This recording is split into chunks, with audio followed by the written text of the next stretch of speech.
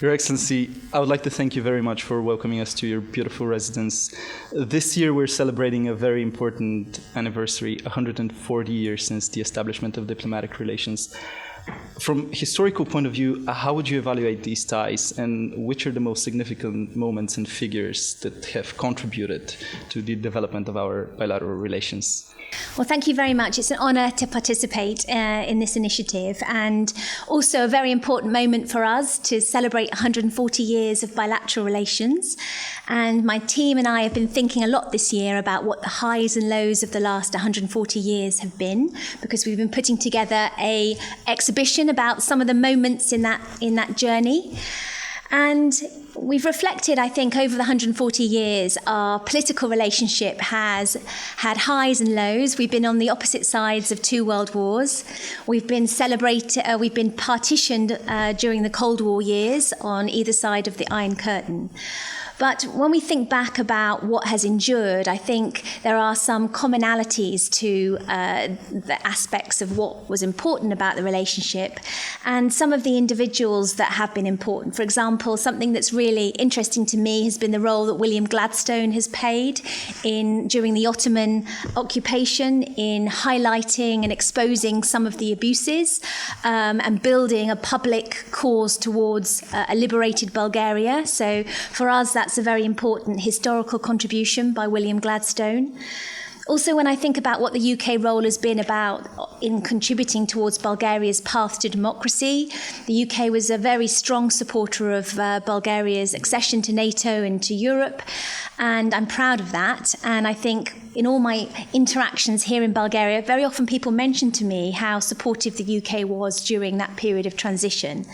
So I think that that's been a very positive episode. Of course, we're in a period of uncertainty. I don't know whether or not we're going to be colleagues in the European Union in the future, or we're going to have a relationship outside of that. But I think the fact that we've got some strong and common values, and also that we've had these moments of support at critical points in the development of Bulgaria and the UK, I think those are the things that will see us through for the next 140 years. Excellency, what are the perspectives for development of our bilateral relations? And are there areas where we could still see potential for their deepening? I do. I think when I look across our areas of cooperation at the moment, there are some areas that are very strong, like security, defence, education. Also, our cultural exchanges are very strong. But I see areas that have a lot of potential. I don't think we've fully exploited our trade relations.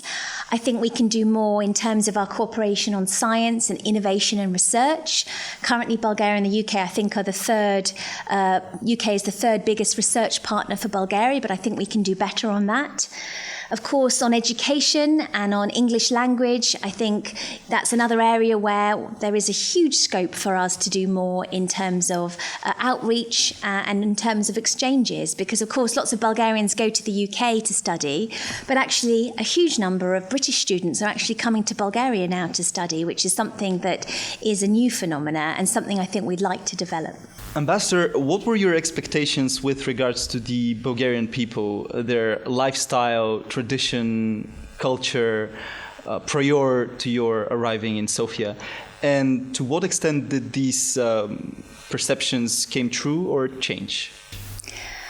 Well, I mean, I had some contact with Bulgaria before I arrived. I'd been here 10 years before I arrived in another capacity working on a number of projects. So I had some perception of Bulgaria. But I think the most surprising thing for me was really how warm Bulgarian hospitality is. I mean, is it gostopриемството? I don't know, but it's it's very consistent, and it's a very very deeply held feeling, and I think that was something that was a pleasant recognition when I arrived. Also surprising, really. I mean, I hadn't realised how Mediterranean Bulgarian was, really. I sort of in my mind had associated it with more Slavic or other Eastern European cuisine and environment, but actually it's such a warm kind of Mediterranean country with wonderful natural food, amazing variety of topography. So for me, that was a surprise. And also, I think I was surprised at just how warm people feel towards the UK as well. I mean, everywhere I go, people have warm things to say about the UK. And that was a wonderful thing to be the recipient of as the British ambassador here. Well, you already mentioned your professional experience, and a huge amount of your professional career and experience is actually connected to a highly important and very complex issue, the protection of human rights. Do you think that one of the key aspects in which a modern-day diplomat should work on is firmly standing against hate speech in society? Yes, I do. I mean, I think Bulgaria and the UK are part of the European Union. We share common values, and those values are around protection of human rights.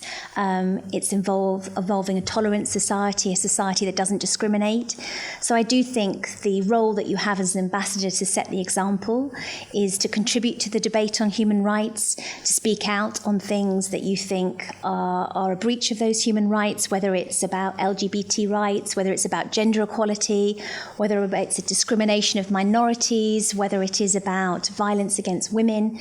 These are things that I care about, and whether I'm an ambassador or just a person, individual, these are things that will be important to me. And I think the role that you have as an ambassador is to role model those behaviours, and I think if you don't speak up on those things, then you're not fully using the position that you have to do so and the obligation that you have to do so, actually. Exactly. Well, and nowadays the UK is actually considered a very attractive destination for education, for training, especially by young Bulgarians. And on the other hand, many Brits are actually choosing Bulgaria as a place to settle. In the spirit of this enhanced people-to-people exchange, what do Bulgarians still not know about the UK, and vice versa? What do Brits still need to learn about Bulgaria? I don't think Bulgarians need to know anything more about the UK. I mean, I'm often told by Bulgarian colleagues at the embassy about things that are going on in the UK that I don't know about. So, I mean, so many Bulgarians visit, study, work in the UK, I think, actually, not just in the capital, because there's Bulgarian communities in Leeds, in Cardiff, in Swansea, so Cambridge, all across the UK. I think, on the other hand, for Brits, they need to know more about Bulgaria, because very many we have visitors come to the embassy, and the one consistent emotion they express is surprise. I didn't know Bulgaria was so beautiful. I didn't know the food was so good. The weather was amazing. The location is fantastic. You know, so people, I think, discover Bulgaria a little bit like a hidden gem. They have a perception of what Bulgaria is, but that doesn't coincide with the reality of what it is when they come here. And universally, all of my staff that come from the UK, nearly all of them want to extend their stay here because they love living here. So that tells you a little bit about, you know, the kind of perceptions that need to be improved for British people coming to Bulgaria. But, you know, this year we have 340,000 Brits coming on holiday here. So I think gradually, as more people do visit, then actually that understanding will permeate through the wider community in the UK. This year, the Bulgarian Diplomatic Service celebrates its 140th anniversary. And in your opinion, which is the most significant achievement of the Bulgarian diplomacy in its contemporary history? Well, in my own sort of mandate in recent memory, I think actually the contribution that Bulgaria have made in signing the Friendship Treaty with the Republic of North Macedonia is a significant initiative. I mean, I think what that did really was pave the way for resolving the long-standing dispute on the name issue with Greece, but also in demonstrating that Bulgaria can role model a way of overcoming neighbourly disputes and building a strong and secure neighbourhood around Bulgaria. And I think it was very important gesture diplomatically and politically for Bulgaria to do that before the presidency. And I think that laid exactly the right type of foundation for moving forward with the accession of some of the Western Balkan countries into the EU. Right. Well, I think I want to do this a little bit more personal. So, Madam Ambassador, tell us something that we do not know about yourself. What are your passions, your interests outside your diplomatic work? And what will you miss in Bulgaria after departing back to the UK? I think one of the things I really miss, I mean, you know, the British people are obsessed with the weather and they like to talk about the weather all the time. I wake up nearly every day in Bulgaria and just thank my lucky stars that I am here and the sun is shining, or in the winter that it's snowing and it's not drizzling with rain every day, which is something very common in London. So I absolutely love the weather. I also love the variety of your environment. I mean, I ski, I run, I love to swim, I love to hike in Vitosha. I mean, you know, the access that you have to the environment is actually unparalleled for somebody who comes from a big city like me from London. To get out into the country is actually quite difficult, but here it's just on your doorstep. So it's such a privilege to be in that environment, and I will really miss that. I will also miss the people. I think also one of the surprising facts for me has been discovering what an amazing group of strong women you have here in Bulgaria, both in civil society, in government, in business. I've been bowled over by both the standard, potential and the capability of other women leaders here. And I've worked with a lot of women leaders across the world in my career. And that's something that will really stay with me beyond this posting and in 2 years to come. That's very good to hear, especially coming from a directorate that's very much involved into the process of empowering women. So coming into your 5th year as an ambassador, how do you think Bulgaria has changed during the last 5 years? Well, I think some things have very visibly changed, such as some of the roads have improved, some of the infrastructure projects have finished. I've also seen Bulgaria become slightly more confident on the world stage. I mean, certainly through the EU presidency and their work with the Southeastern Cooperation Group and the Black Sea Initiative. You know, I've definitely seen Bulgaria strive more to become a regional leader. And I think that's a very positive development.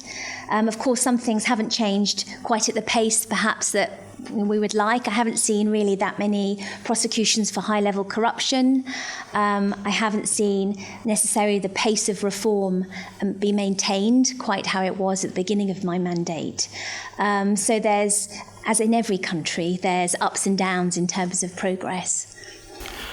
Well, can you give a description for Bulgaria in 5 words? I would say surprising, warm, potential, delicious, and unconfident. Well, what one piece of advice are you willing to give to your successor? And something actually that you wish somebody, for example, Ambassador Jonathan Allen, should have told you before your mandate here? Well, Jonathan, my predecessor, was very good and did give me a lot of advice. But I think that I pass on, and also to younger diplomats, is that don't be afraid when you take on a mandate to do things in your own way. This is certainly true for female ambassadors, because sometimes what you inherit is a system that's quite patriarchal. I mean, I was the first female ambassador to Bulgaria from the UK. And so I follow a long heritage of very senior male diplomats.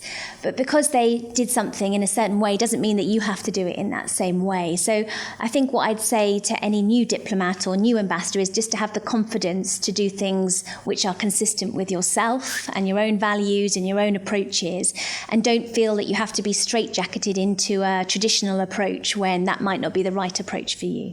Ambassador, thank you very much for taking the time and for welcoming us once again. An absolute pleasure, and good luck in your future diplomatic career. Thank you so much.